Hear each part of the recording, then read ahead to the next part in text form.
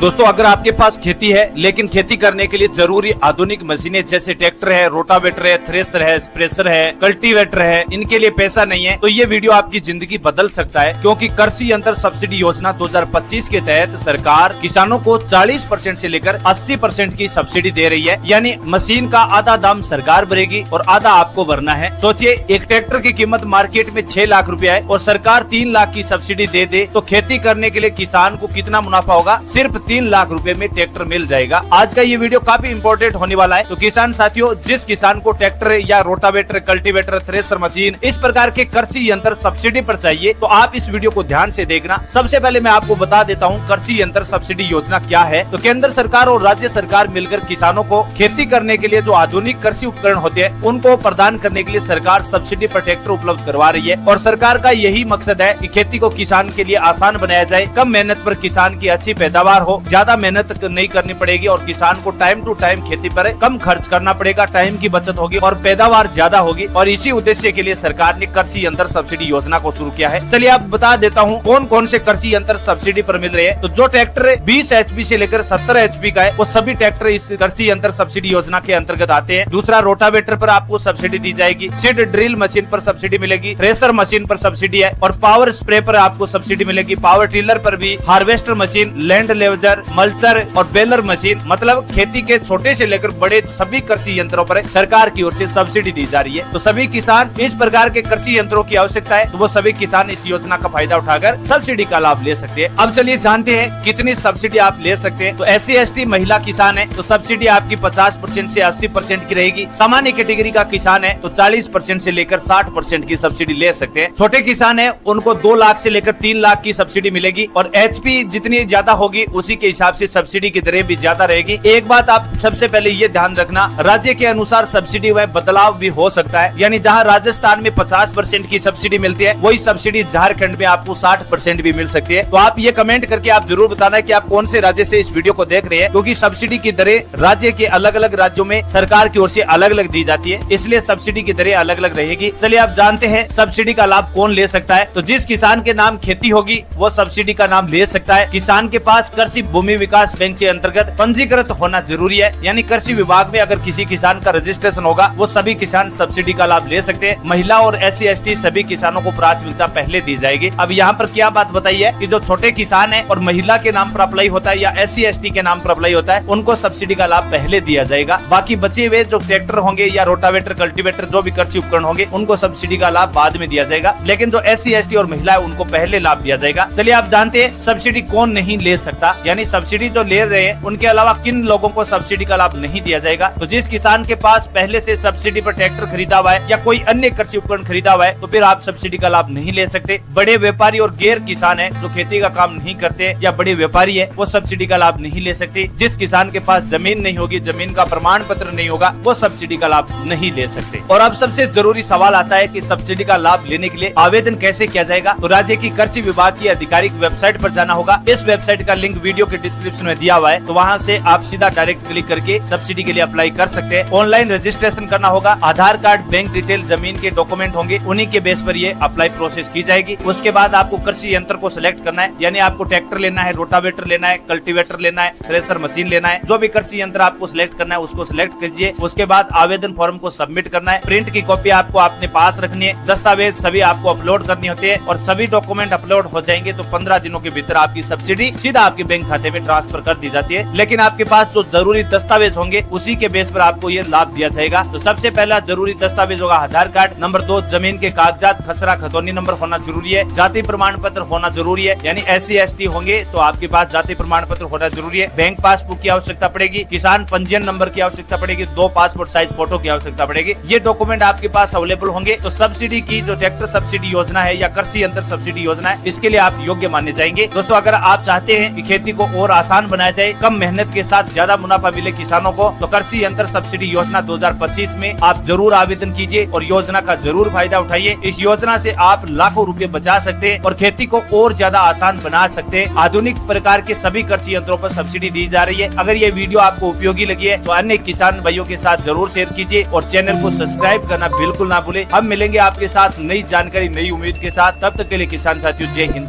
Jai Bharat.